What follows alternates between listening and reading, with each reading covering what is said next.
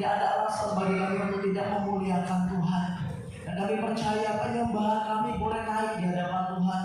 Biarlah kami hidup menjadi penyembah-penyembah-Mu yang menyembah Engkau dalam roh dan kebenaran. Terima kasih, sungguh kami terberkati malam hari ini.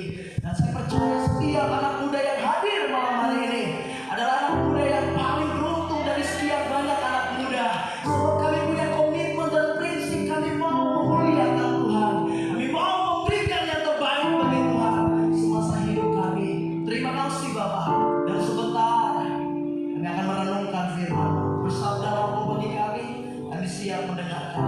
Dalam nama Yesus kami sudah berdoa dan mengucap syukur. Haleluya. Sama-sama kita katakan haleluya. Di samping abang itu ada yang di sini ada orang. Nggak ada. Izin ya.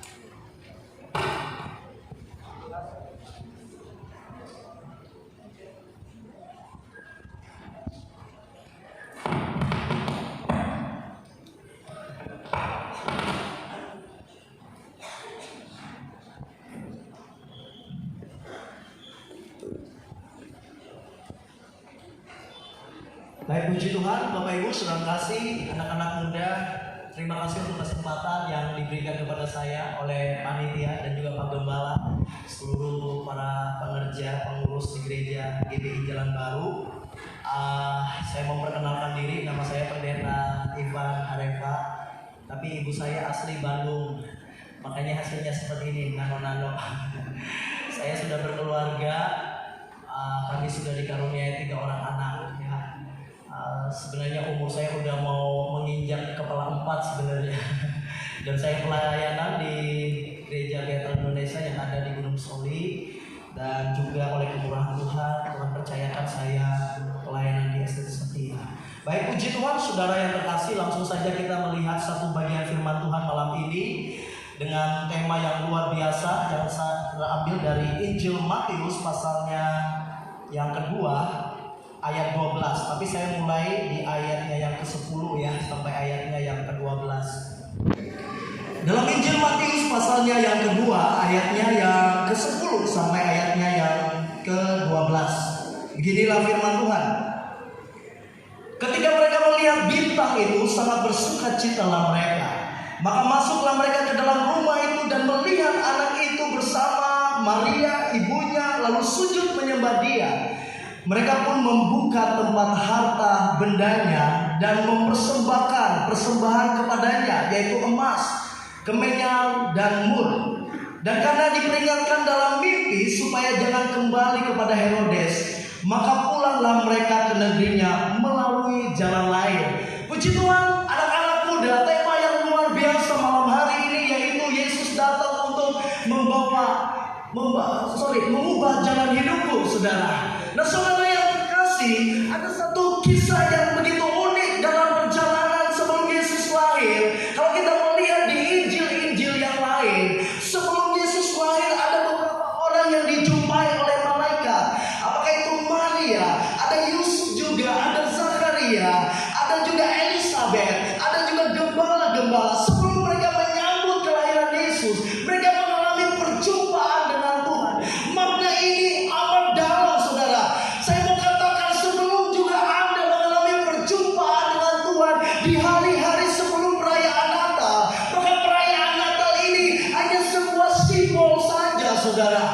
Kalau Anda tidak jumpa dengan Tuhan mulai dari Januari sampai November, maka perayaan Natal ini hanya sebuah tradisi saja, saudara. Tapi saya percaya waktu anak-anak muda mengalami perjumpaan dengan Tuhan pas bulan perayaan Natal, maka kita bersukacita sekalipun tidak ada baju baru, sekalipun tidak ada apa-apa, sebab ada sukacita mengalir dalam diri kita. Amin. Tepuk tangan untuk Tuhan kita.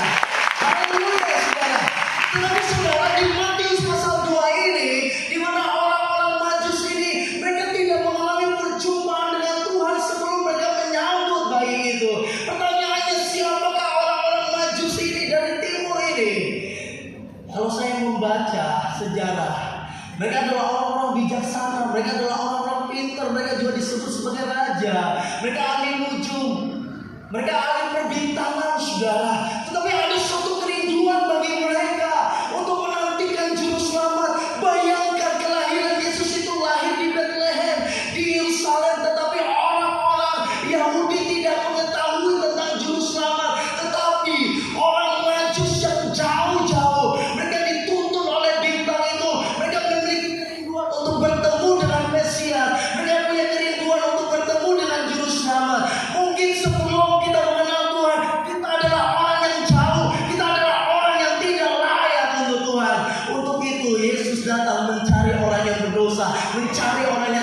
saudara, untuk datang kepadanya. Waktu engkau bertemu dengan Tuhan, maka tidak ada ketakutan, tidak ada keraguan dalam dirimu, saudara. Justru Tuhan mengubah jalan hidup kita. Amin. Boleh tepuk tangan untuk Tuhan kita. Kelahiran Yesus adalah sebuah kisah yang mengagumkan. Adakah di antara Anda yang lahir di kandang domba? Saya rasa tidak ada, saudara. Rata-rata anak muda di zaman ini lahir di rumah sakit. Rata-rata mungkin di puskesmas atau mungkin di kampung, yang mungkin di ujung tidak ada listrik. Pasti mereka lahir di rumah mereka. Tetapi Yesus yang lahir di kandang domba, ini sangat-sangat menyedihkan, saudara. Itulah kita bangga punya Tuhan yang justru Dia merendahkan dirinya menjadi manusia, bahkan lebih rendah lagi untuk menebus dosa kita. Amin, saudara. Saya bergerak hari-hari ini untuk banyak anak muda di sekolah, dan juga kita buat pergerakan-pergerakan pelayanan KKR seminar, saudara. Tidak sedikit ada banyak anak muda yang minder dengan keadaannya. Tidak sedikit juga ada banyak anak muda yang bangga ketika dia terlahir dari keluarga yang mungkin papanya, mamanya berkeadaan, saudara. Dia berkata bahwa saya tidak butuhkan Tuhan lagi, saudara. Tidak sedikit banyak anak-anak muda hari-hari ini jauh di hadapan Tuhan. Waktu kita mengajak mereka beribadah, mereka berkata itu terlalu lebay, itu terlalu kuno, saudara. Berapa bulan yang lalu saya pergi ke sebuah sekolah, saudara. Sasaran kita di sekolah-sekolah. Alasannya kenapa? Kalau di sekolah dibilang ada ibadah, wajib semua ada. Tapi giliran KKR, biasanya kalau kita undang ke KKR, gak muncul anak-anak muda. Sehingga kita kerjasama dengan sekolah-sekolah. Mau tidak mau mereka hadir di situ. Tapi waktu saya perhatikan, waktu memuji Tuhan, ada 3 hal yang saya temukan. Yang pertama, anak muda ada sikap yang namanya apatis, acuh tak acuh gitu, saudara. Waktu pemimpin pujian berkata kita memuji Tuhan, gak ada yang bergerak sama sekali. Mereka gak mau memuliakan Tuhan. Giliran khotbah, saudara, mereka mulai kegelisahan, saudara. Seperti ini, lama sekali khotbah ini, udah mulai kumannya ini tegang-tegang, saudara. Yang kedua, yang saya melihat anak-anak muda, mereka tertawa seolah-olah hal yang rohani itu tidak menjadi kebiasaan bagi mereka. Waktu giliran teman-temannya muji Tuhan lewat vokal, mereka ketawa-ketawa, saudara. Tetapi yang ketiga juga, tidak sedikit saya lihat, waktu kita doakan anak muda, mereka dilawat oleh Tuhan. Mereka membuka hati mereka. Dan saya percaya sekeras apapun anak muda tidak bisa membendung kuasa Roh Kudus. Dan Roh Kudus akan bergerak mencatat anak muda, memulihkan anak-anak muda. Termasuk dalam hal ini, apapun keadaanmu, apapun situasimu, mungkin engkau berkata saya tidak layak di hadapan Tuhan. Tapi malam hari ini, lewat kelahiran ini, lewat kematiannya, engkau dan saya dilayakkan oleh Tuhan. Sehingga kita tidak perlu ragu memuliakan Tuhan. Ayo maju terus, tinggikan Tuhan, agungkan Tuhan. Amin. Saudara yang terkasih, waktu kita melihat kisah tentang kelahiran Yesus, malaikat memuji Tuhan. Saya percaya memang malaikat penghuni surga, siang dan malam mereka sembah Tuhan. Tetapi saya melihat penyembah mereka seperti tidak tembus gitu ya. Allah tidak puas, saudara. Tetapi yang membuat Tuhan puas, di mana ciptaannya, yaitu kita memuliakan Tuhan. Sebab kenapa Tuhan tidak puas dengan malaikat? Karena malaikat tidak mengalami penebusan, saudara. Tapi kita manusia, kita mengalami penebusan. Kita menerima Dia sebagai Tuhan dan Juru Selamat kita. Maka waktu kita memuliakan Tuhan malam hari ini, sekalipun hujan, sekalipun banyak tantangan, tidak peduli ada anak muda pakai payung terobos, pokoknya malam hari ini saya mau berjumpa dengan Tuhan, maka terjadi kekuasaan yang luar biasa di surga. Amin, saudara. Saudara yang terkasih, sebelum seseorang mengenal pribadi Tuhan dalam hidupnya, maka jalan hidupnya kacau. Saya percaya, saudara, pasti banyak anak-anak muda kalau saya bertanya, kamu punya cita-cita apa? Mungkin ada yang berkata, saya mau jadi pengusaha, saya jadi dokter, silakan saudara. Tapi saya perhatikan ada banyak orang yang sukses dalam kehidupannya, namun waktu tidak ada Tuhan di dalamnya, ada kehampaan, ada kekosongan di dalamnya saudara. Sebab dalam diri kita ada sebuah ruangan yang kosong, yang tidak bisa diisi oleh kesuksesan, oleh apapun yang kita dapat. Tetap akan mengalami kekosongan. Tapi ketika pribadi Yesus masuk, maka ada pengharapan-pengharapan yang baru yang kita alami. Saya minta tolong sama Abang Eri. Saya minta cermin tadi kalau saya pakai ilustrasi saudara. Nah saudara yang terkasih, saya pribadi yang gak malu ya kalau memuji Tuhan. Bila perlu saya nangis di kaki Tuhan. Karena jujur saudara, saya percaya kita anak muda pasti punya latar belakang masing-masing. Saya sebelum kenal Tuhan, saya di Bandung, saya hidup di jalan, terjadikan naik mobil saudara. Tiba-tiba saya masuk di ruang ibadah seperti ini. Saya melihat ada orang yang nangis-nangis gitu ya. Sementara saya nggak ngalamin apa-apa gitu saudara. Saya mengalami keputusasaan dalam kehidupan saya saudara. Tapi setelah saya keluar dari pintu gereja itu, seperti ada satu pribadi yang menjamah hati saya saudara. Akhirnya 2005 saya memutuskan jadi hamba Tuhan.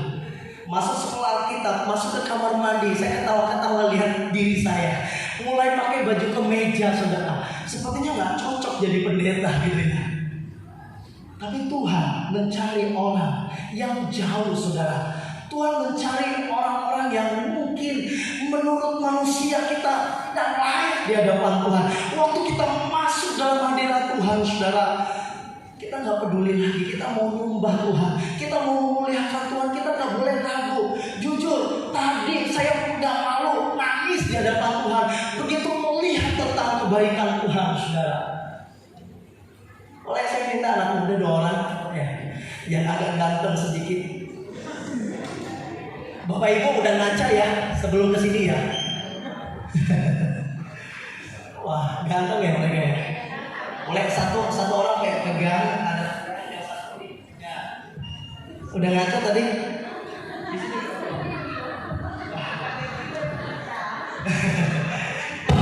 Saudara.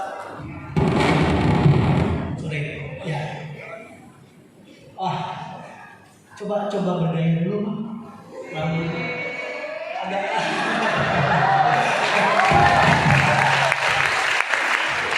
nah saudara, waktu kita mengenal Tuhan dalam kehidupan kita, oke, kita berkaca, mulai dilihat wajahnya kan kelihatan makanan tinggi ya. Sorry ya.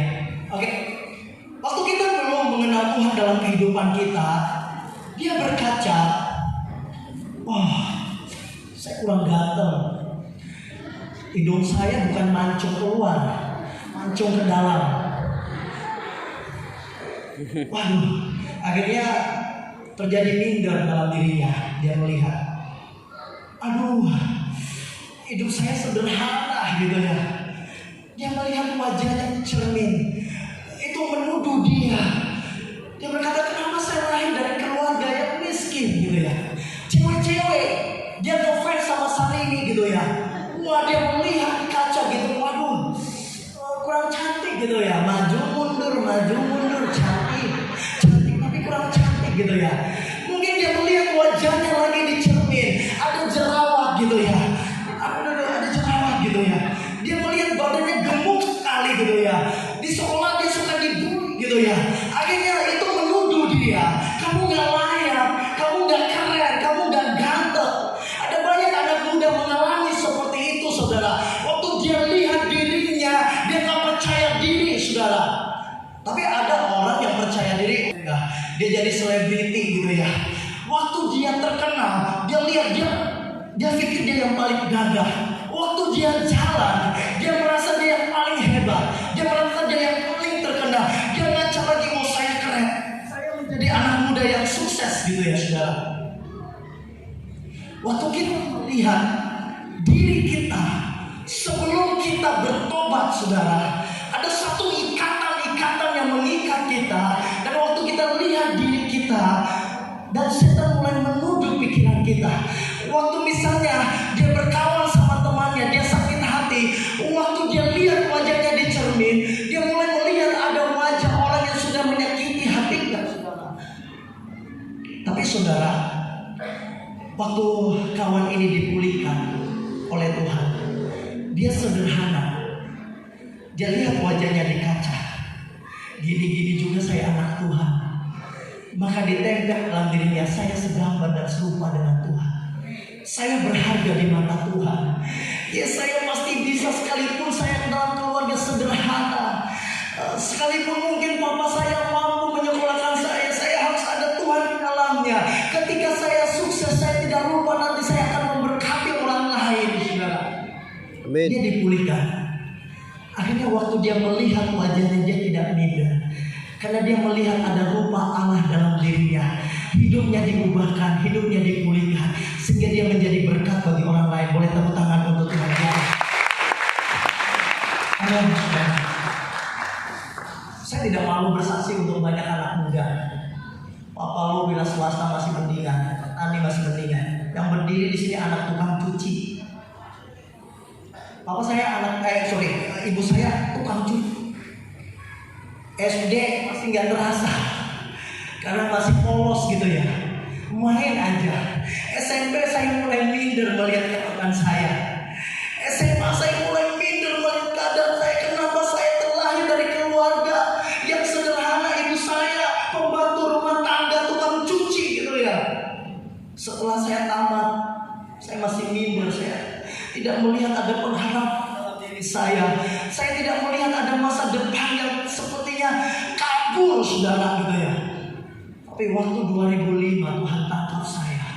Saya mulai melihat ada pengharapan, ada satu visi yang Tuhan berikan. Saya bilang yes, karena saya anak Tuhan, karena saya segambar dan serupa dengan Tuhan, saya pasti diberkati oleh Tuhan. Karena ada pribadi yang hebat di dalam diri saya. Anak muda yang ada di ruangan ini, aku berkata kepadamu, engkau hebat, engkau luar biasa ketika engkau mengandalkan Tuhan dalam hidupmu.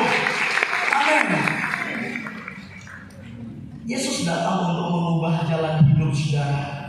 Ada beberapa poin yang harus kita lihat di sini. Bagaimana Tuhan mengubah hidup kita. Yang pertama, orang maju. Mereka rindu, menyelidiki. Mereka dituntun oleh bintang, dan saya percaya itu tuntunan surgawi bagi mereka, saudara, gitu ya. Keren cara lahirnya Yesus. Waktu anak saya lahir, saudara-saudara saya dengar mereka ke rumah sakit. Tapi yang uniknya, kalau anak kecil lahir nggak boleh pakai undangan, benar ya? Baru nanti dikasih undangan kalau mau kasih nama gitu ya. Pas lahir nggak mungkin kita undang, datang ya. Itu harus mereka dengar berita, benar ya gitu ya. Berarti kalau orang tidak datang, sepertinya menyedihkan sekali gitu ya. Tapi ini luar biasa. Tidak ada kabar yang memberikan kabar. Bintang yang memberikan kabar bagi mereka. Tuhan langsung berbicara bagi mereka untuk menyambut juru selamat itu. Poin yang pertama, memiliki kerinduan bertemu dengan Tuhan. Ini berbicara mereka bayar harga jauh. Mereka punya prinsip, tidak peduli apa kata orang, saudara. Sungguh memiliki kerinduan untuk menyembah Tuhan saja, saudara. Amin. Yang pertama yang saya lihat dari orang Majus itu, saudara, mereka jauh-jauh. Dicatat itu mereka dari Irak, saudara, jauh. Mereka menempuh perjalanan yang jauh, saudara. Mereka memiliki kerinduan bertemu dengan Tuhan. Oh, ternyata negara mereka ini dijajah juga Persia. Dan mereka hidup di bawah jajahan sebenarnya. Mereka sempat memberontak pada kerajaan Persia, tapi mereka nggak bisa lawan. Akhirnya mereka memutuskan menyerah. Ya udah, kita cari Tuhan aja lah. Nah, saudara, saya percaya hidup ini sulit, hidup ini susah, anak-anak muda gitu ya. Tetapi waktu Anda memiliki kerinduan bertemu dengan Tuhan, maka Tuhan akan memudahkan jalan-jalan kita. Tuhan akan memberikan jalan-jalan yang luar biasa atas setiap perjalanan hidup kita. Itu yang pertama yang dialami oleh orang Majus itu. Mereka memiliki kerinduan, ingin bertemu dengan Tuhan.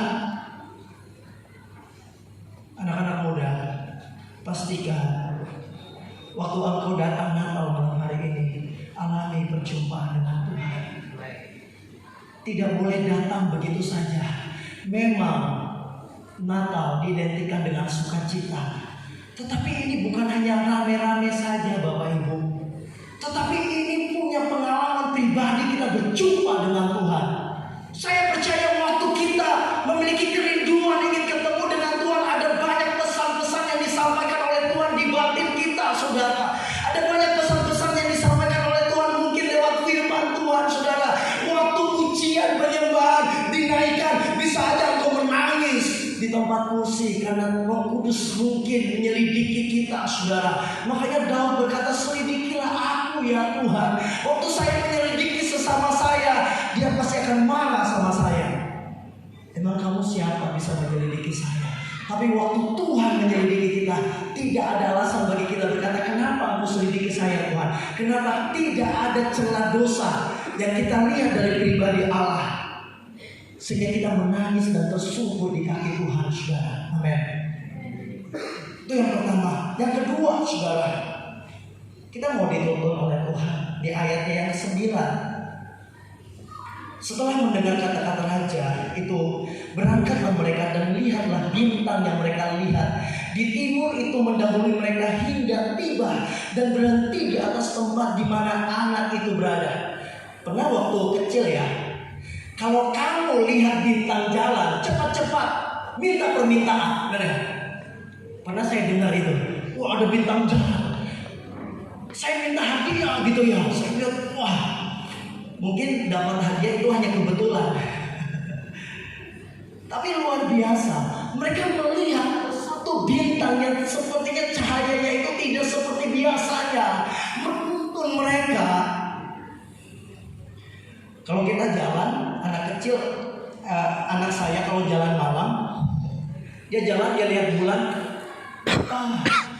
Kenapa bulan apa gitu ya? Sebenarnya bulan itu berhenti, kita yang jalan, seolah-olah bulan itu jalan gitu. Tapi dari kisah ini, bintang itu jalan menuntun mereka, saudara. Saya percaya, saudara, ada banyak jalan yang kita sangka lurus, tapi pada ujungnya menuju maut sebenarnya. Ada banyak orang berjalan dengan pengertiannya, tidak ada firman Tuhan dalam hidupnya, ada kesombongan di dalamnya, ada keangkuhan di dalamnya. Oke, mungkin aktif ke gereja, tetapi tidak mau dituntun oleh firman Tuhan, tidak ada firman Tuhan dalam hidupnya. Itu juga biasa aja, sia-sia saja Bapak Ibu. Tapi malam hari ini anak muda, orang tua, siapapun kita yang ada malam hari ini, kita mau dituntun oleh Tuhan, saudara. Makanya dalam Mazmur 119 ayat 105 berkata, firman-Mu pelita bagi kakiku dan terang bagi jalanku. Waktu ada senter itu tidak hanya menyenter satu langkah, tapi dia menyenter jauh ke depan, saudara. Waktu ada Tuhan dalam kehidupan kita, ada visi yang besar, kita lurus, kita berjalan dalam koridor Allah. Waktu kita ditembakkan kemanapun, kita akan menjadi berkat, kita akan menjadi dampak, saudara. Amin.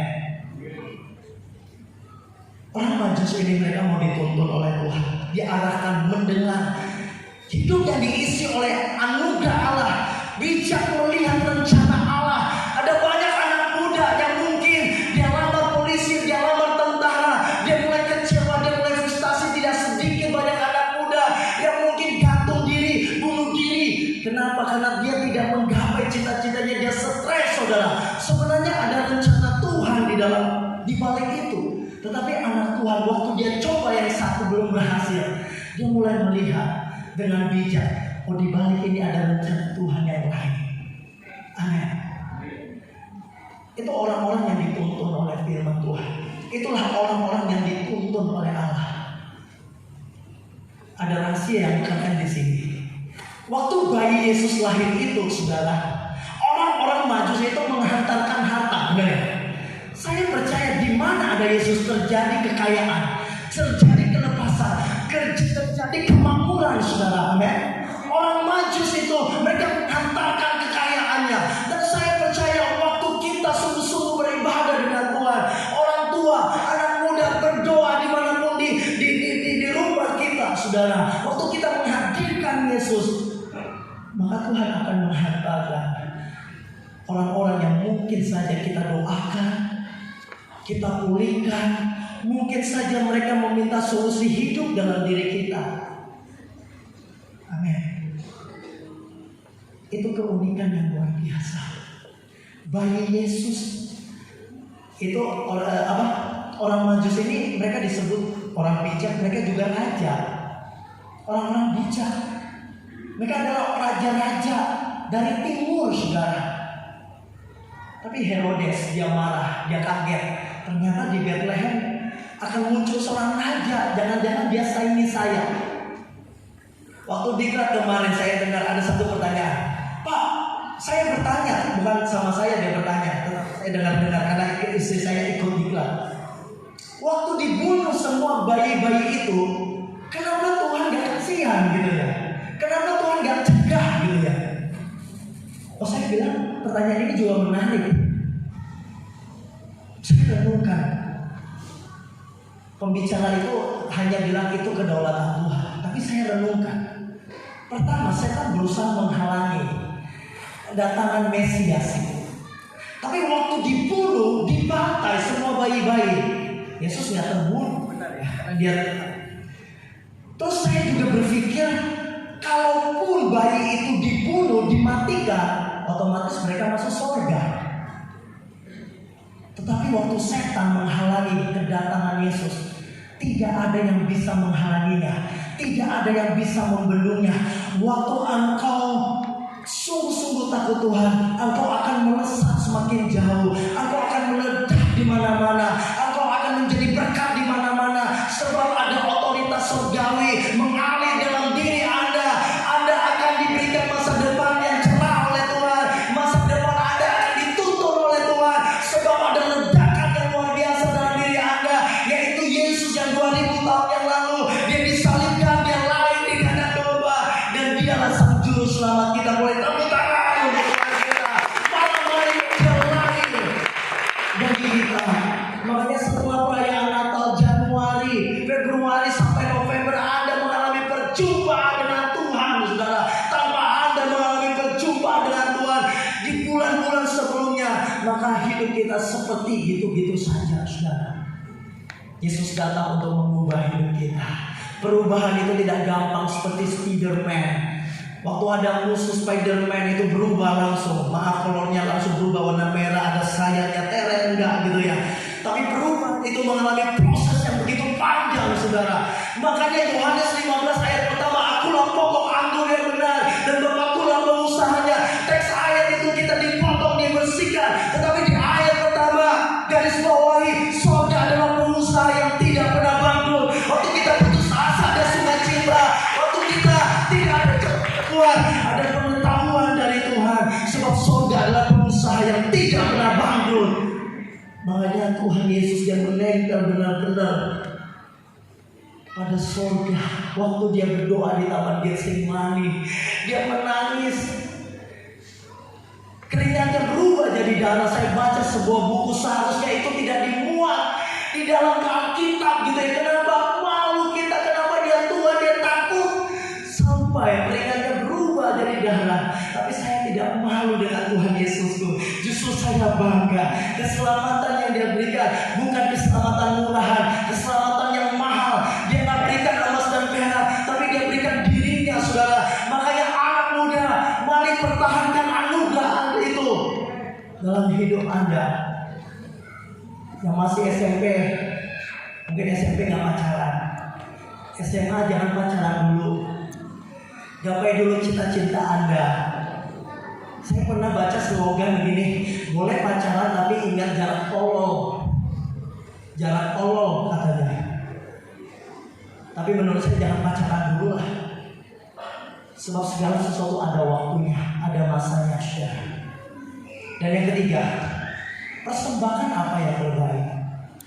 Yang ku mau hanya menyenangkanmu, biarlah seluruh hidupku kenal kepadamu. Bukan emas, perak, bahkan permata, namun kau segala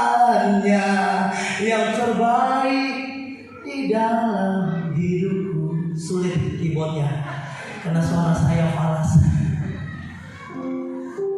Tuhan gak mau emas, perak dan permata. Mungkin kita bangga masuk ke gereja, kita penyumbang terbesar gitu saudara. Mungkin Anda bilang saya kasih persepuluhan saya. Ada orang juga, dia mau titip persembahan kepada orang gitu ya. Tolong ya, titip persembahan saya. Kenapa nggak datang? Aduh lagi ada urusan, ada arisan gitu ya. Dipikir persembahan itu laku di hadapan Tuhan. Tapi persembahan yang laku begitu hati yang hancur, hati yang luluh saudara. Amin. Anak-anak muda, saya tidak tahu apa yang menjadi keadaan Anda saat ini. Ketika hatimu hancur di hadapan Tuhan, ketika mungkin engkau putus asa berseru teriak kepada Tuhan, saya butuhkan Engkau Tuhan, maka Dia hadir. Yang ketiga, persembahkan apa yang terbaik. Tuhan tidak menginginkan harta hidup ya, harta Anda, hidup yang diberikan seutuhnya bagi Tuhan, itu yang Tuhan mau. Ini kesaksian ada seorang anak muda yang sudah lulus ya sarjana pertambangan. Mamanya orang Batak, mamanya orang pengawas depak, bapaknya guru kepala sekolah. Tapi mereka bilang, Pak Pendeta, kami rindu anak-anak kami. Anaknya yang pertama dokter, anaknya hebat. Tapi waktu dia bilang, tapi Pak Pendeta, saya melihat anak saya sulit cari Tuhan gitu ya. Saya bilang, Bang, tidak ada yang mustahil. Ternyata mamanya paksakan dia ikut konsol, dia datang. Ikut ibadah, dia datang. Tapi dia hanya ikut-ikut saja. Akhirnya suatu waktu dia dijamah oleh Tuhan. Sekarang dia sudah di Sulawesi dapat kerja.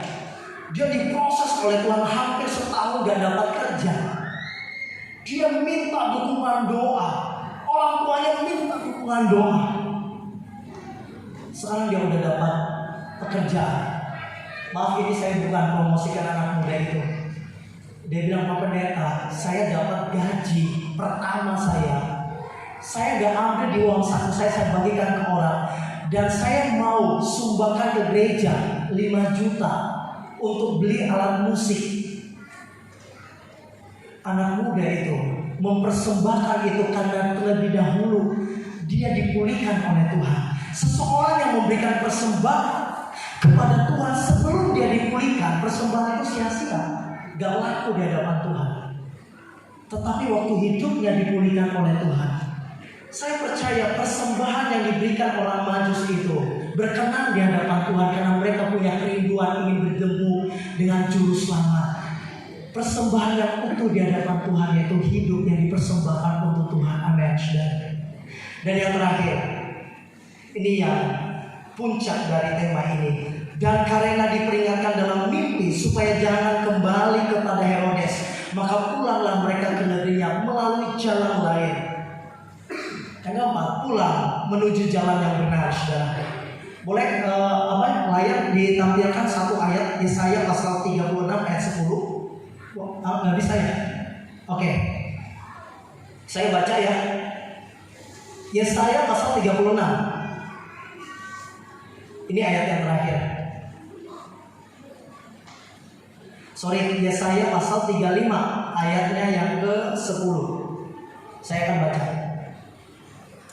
Dan orang-orang yang dibebaskan, Tuhan akan pulang dan masuk ke Sion dengan bersorak-sorai, sedang sukacita abadi meliputi mereka. Kegirangan dan sukacita akan memenuhi mereka. Kedukaan dan keluh kesah akan menjauh. Anak muda yang masih belum tak tutup, ayo pulang. Pulang kemana? Ke kodrat ilahi, saudara. Anak muda yang tidak mengandalkan Tuhan, ayo pulang. Kalau engkau mengenakan pakaian duniawi, itu bukan pakaianmu. Kenakan pakaian surgawi, saudara. Ayat ini mencatat dan orang-orang yang dibebaskan Tuhan akan pulang waktu engkau dibebaskan, dimerdekakan, keterikatan itu bebas dari dirimu, maka engkau tidak malu mengekspresikan kebaikan Tuhan. Engkau tidak malu menceritakan kebaikan Tuhan, sebab engkau sudah dibebaskan, engkau dimerdekakan. Siapa yang memerdekakan?